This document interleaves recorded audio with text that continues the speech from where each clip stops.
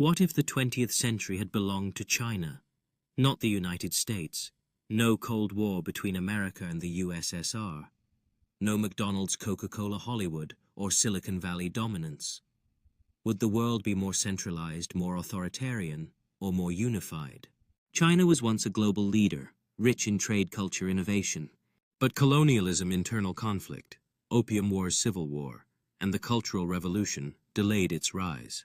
Meanwhile, the U.S. industrialized fast, avoided war on its soil, and became a post-World War II leader. Imagine a world where China's influence shapes global policies and cultures, fostering cooperation, or perhaps a different form of conflict. In this alternate reality, would cultural exchanges flourish, creating a more unified world? Or would authoritarianism take hold? Would the balance of power lead to greater societal pressures, or would grassroots movements emerge to challenge the status quo?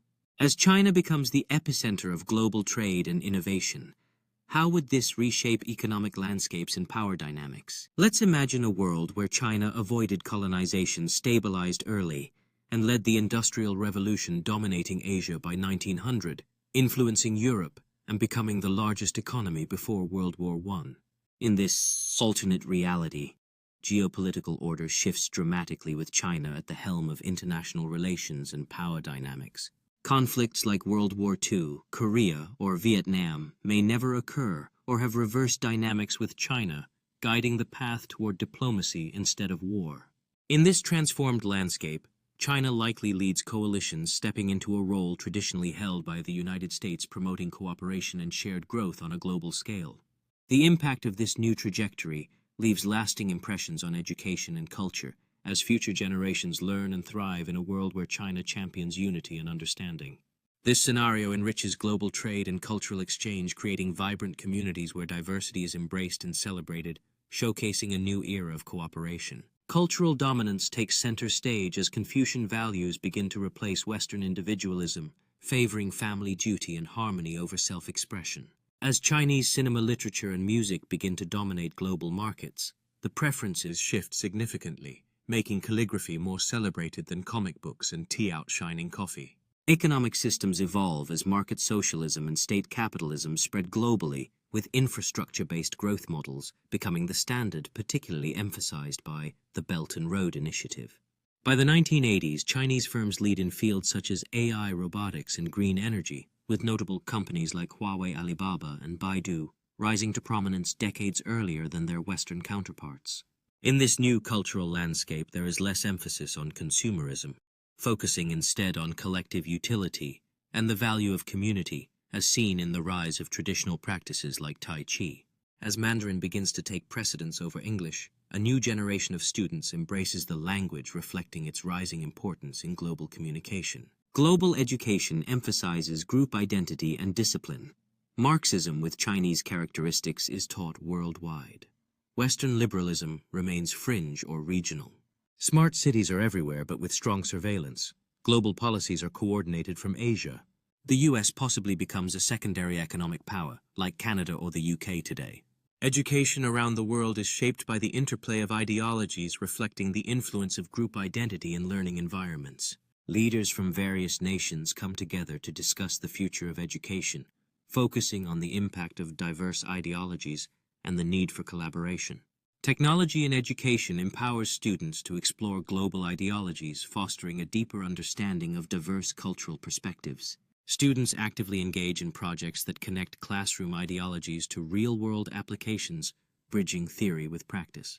University campuses serve as vibrant spaces for debate and exploration of global education philosophies, allowing students to engage deeply with the material. The world would have grown up under Confucian collectivism, not Western individualism, where ideas like filial piety, loyalty to the state, and social harmony would be normalized in education, law, and media.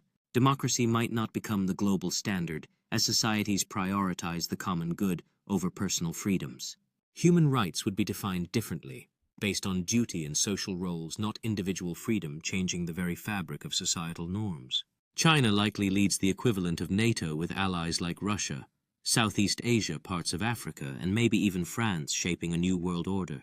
The US could align with Latin America, the UK, or remain neutral, navigating a complex new reality in global politics. Military doctrines focus more on mass mobilization, cyber warfare, and internal control, reflecting the transformed landscape of international relations. In this envisioned world, community engagement and duty to the state become central themes shaping daily life and long-term aspirations. Education emphasizes the importance of social harmony, instilling values of cooperation and mutual support from a young age. Mandarin becomes the global business language, reshaping how people communicate in commerce worldwide. Chinese characters dominate tech interfaces and education apps, making learning the language an essential skill for global professionals. English remains regional, spoken in trade but not a cultural powerhouse, overshadowed by the rising prominence of Mandarin. Hollywood never becomes dominant. Instead, Beijing studios lead global cinema, transforming the landscape of movie making. Martial arts films, historical epics, and moral dramas replace superhero movies, captivating audiences worldwide with rich narratives. Global streaming platforms might be run by Chinese companies, altering the way content is consumed and shared across cultures. With a stronger early focus on state control, China might impose environmental regulations earlier, setting a precedent for global standards. Public transit, vertical cities, and mass electric networks would be the global standard, leading to a new era of urban living. Or, rapid industrialization without environmental checks could have worsened climate change, leading to devastating consequences for the planet. Christianity might not spread globally. Buddhism, Taoism, and Confucianism become the default global philosophies. Spirituality becomes a personal practice of balance, not salvation. History could have flipped. The US wasn't destined to lead, it simply capitalized on timing wars and innovation. If China had done the same first, your life, your values, your language, and even your dreams would look completely different. Would the world be better, worse, or just different? Power shapes not just policy, but values, culture, and identity. The superpower you grow up under shapes how you see freedom, success, and the future. Subscribe for more alternate history and global strategy content. Comment your thoughts. Would you prefer a Chinese-old world?